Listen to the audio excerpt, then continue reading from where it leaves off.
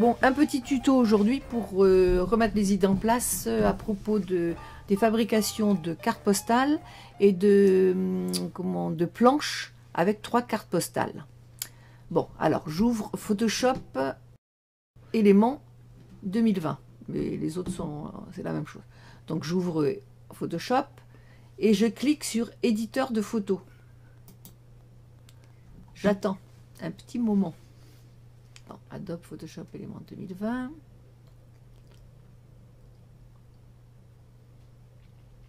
Voilà, donc Photoshop s'ouvre.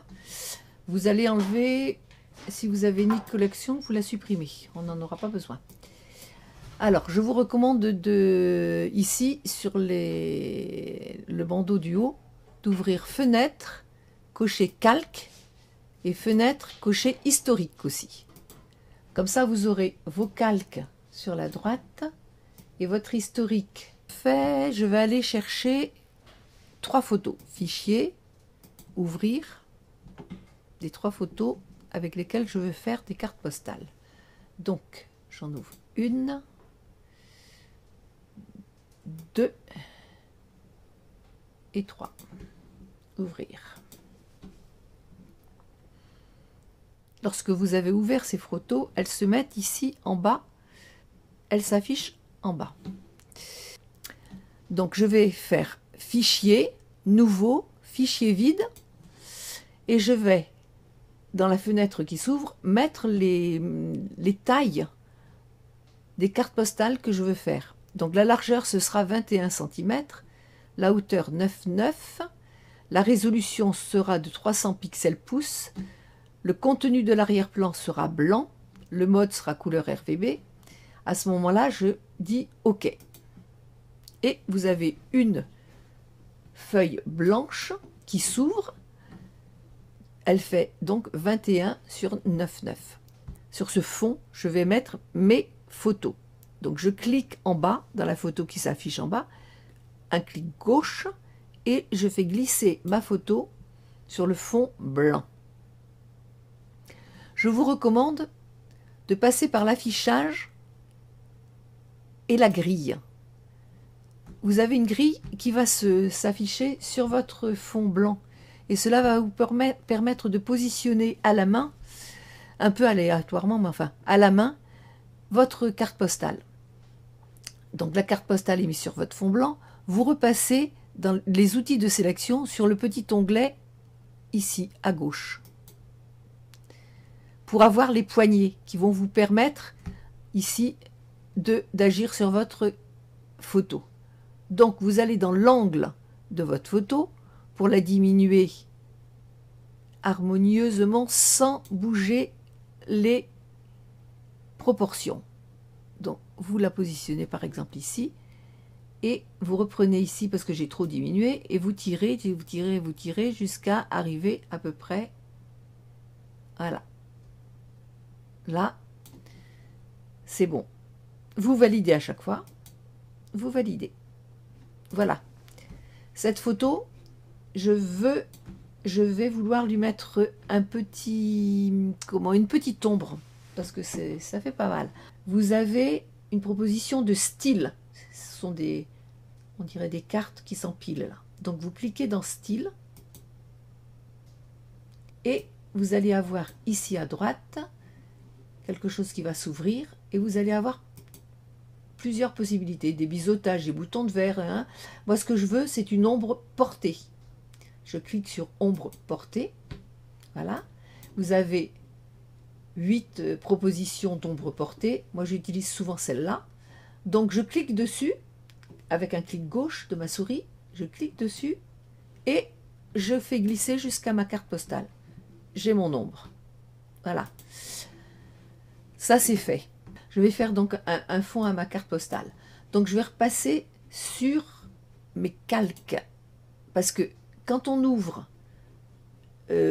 l'onglet style avec les ombres portées, les calques se désactivent. Donc, il faut repasser par fenêtre, fenêtre et calque. Voilà. Là, ici, à droite, vous avez vos calques. Donc, je veux colorer mon fond de carte. Il faut que c'est l'arrière-plan. l'arrière-plan doit passer ici en bleu. Lorsqu'il est en bleu, il est actif. Donc je clique sur l'arrière-plan et je vais aller mettre une couleur sur cet arrière-plan en passant par ce petit onglet en haut à droite qui est représenté par un petit rond avec une diagonale et d'un côté c'est blanc, de l'autre côté c'est bleu. On clique dessus et vous avez plusieurs possibilités. On va se contenter de la couleur unie pour commencer. Donc couleur unie. Alors ici vous avez une fenêtre qui s'ouvre avec plusieurs possibilités de couleurs. Vous pouvez cliquer sur une des couleurs, hein, si vous voulez, n'importe laquelle. Vous pouvez cliquer ici dans l'échelle de couleurs. Voilà. Moi, ce que je vous propose, au lieu de choisir dans ce carré ou dans cette échelle, vous faites glisser votre souris jusqu'à la carte postale. Et là, vous avez une pipette qui s'ouvre et vous allez pouvoir prendre une couleur de votre carte postale. Voilà. Et c'est cette couleur-là qui va se mettre en fond sur votre fond. Alors vous pouvez mettre un gris, vous pouvez mettre un vert, vous pouvez mettre un petit beige, voilà. Donc ça c'est une des couleurs et ça reste dans les couleurs de votre carte postale. Moi ce que je fais, une fois que c'est cliqué là, c'est ça, cette couleur-là, c'est le rond. Moi je la mets un petit peu plus, je reste dans la même tonalité, mais je mets un petit peu plus clair, voilà. Et je dis OK, voilà. Donc ça c'est fait. Après on va mettre un texte. Donc pour un texte, je passe sur mon outil texte. Voilà. J'écris pour commencer, bonne année. Bonne année.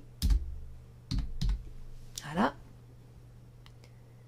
Je veux changer de police. Je sélectionne comme ça. Je vais chercher, si je connais la police que je veux utiliser, je vais directement là-dedans et je vais choisir Snow Drift Regular. Je dis, donc je repasse dans mon outil texte, je sélectionne, je retourne dans la taille et je mets la bonne taille. Lorsque j'ai la bonne taille, je valide, voilà, je positionne,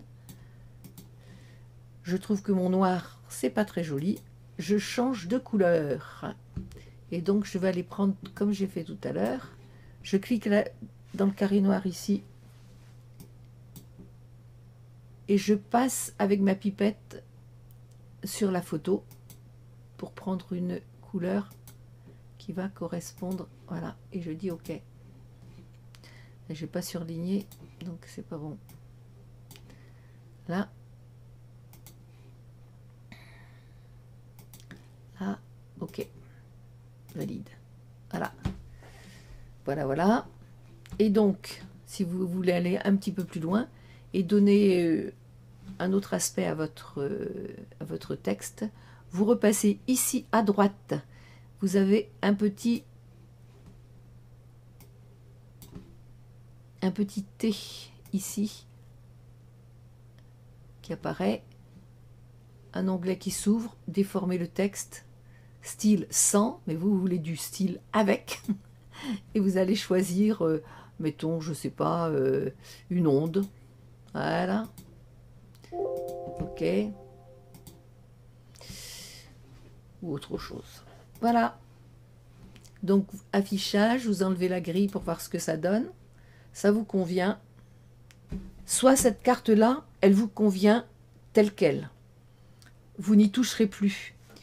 Ce n'est pas la peine de l'enregistrer en PSD, vous allez l'enregistrer en JPEG tout de suite. Donc vous allez faire Fichier, enregistrer sous, du Quedo, et vous allez faire défiler ici pour choisir le JPEG. Et vous dites enregistrer et c'est bon. Il vaut mieux paramétrer la option JPEG. Alors donc, le cache c'est 100. La qualité maximale. Alors on pousse le curseur jusqu'à volumineux. Le format est de base. Et voilà. Et on dit OK. cette petite fenêtre s'affichera après par défaut. On dit OK, voilà.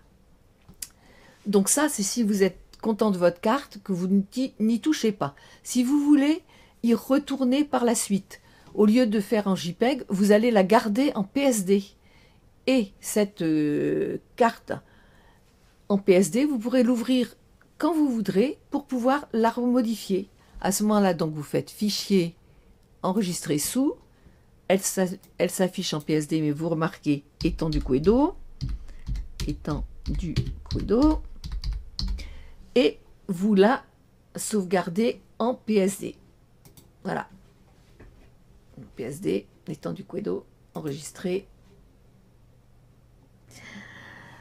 En ce qui concerne les cartes postales qui vont être mises en vente à la poste, il serait bon qu'il y ait vos initiales quand même sur vos photos. Donc pour faire apparaître vos signatures sur les photos, vous allez donc passer dans vos calques et passer sur la carte postale. Il faut que le calque concernant la carte postale passe en bleu. Et donc là, vous allez reprendre votre outil texte et vous allez pouvoir taper vos initiales. Bon, moi, je vais marquer Malg, A-L-G, ici. Je dis « Je valide ». Bon, ça, c'est la même police, vous voyez, que Bonne année. Bon, c'est un peu kitsch quand même, hein. Donc, je repasse sur l'outil texte et je vais chercher une police qui me convient. Donc, je ne sais pas ce que j'aime bien. J'aime bien Maël, moi. Donc, je vais mettre... donc, c'est trop grand. Je sélectionne avec ma souris, clic gauche et je sélectionne. Et je vais diminuer la police. Je vais mettre au 12 maximum. Peut-être même 9, pour les 11 pour les plus modestes. Je valide.